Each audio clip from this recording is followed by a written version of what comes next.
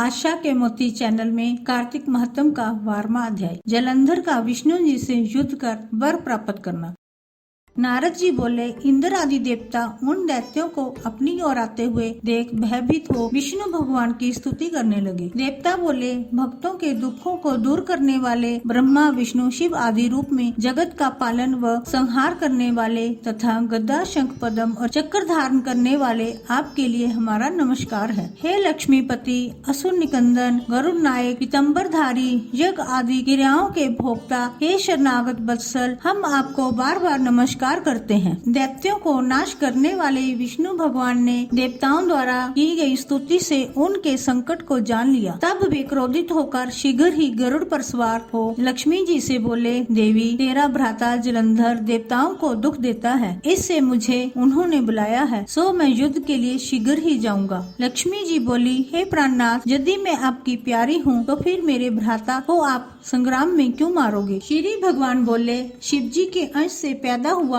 ब्रह्मा के वरदान और तेरी प्रीति से यह जलंधर हमारे मारने योग्य तो नहीं है। नारद जी बोले, यह कहकर गरुड़ पर बैठ शंख चक्र गदा और पद्म को धारण करने वाले विष्णु जहाँ देवता स्तुति कर रहे थे वहाँ पहुँचे। इसके बाद अरुण के छोटे भ्राता गरुड़ के पंखों की वायु से दैत्य आकाश में मेघों की तरह भ्रमण करने लगे। जलंधर दैत्यों को वायु से पीड़ित देखकर आकाश में उछलकर विष्णु के पास पहुंच गया। तब वह विष्णु तथा जलंधर दैत्यों का बड़ा भारी युद्ध हुआ। दैत्य ने वानों से आकाश को भर दिया। विष्णु ने अपने वानों से दैत्यों के रथ की ध्वजा, छतर और घोड़ा काटकर पृथ्वी पर गिरा दिए और फिर एक वान उसके हृदय में मारा। उससे संभलकर फिर उस दैत्य ने भी बहुत शीघ्र उछलकर गरुड़ के माथे में गदा मारकर उसको पृथ्वी पर गिरा दिया। विष्णु ने हंसकर अपने खड्ग से उसकी गदा काट दी। उसने विष्णु के हृदय में जोर से घुसा मारा। फिर वे दोनों आपस में मल्ल युद्ध करने लगे। उनकी भुजा में घुसा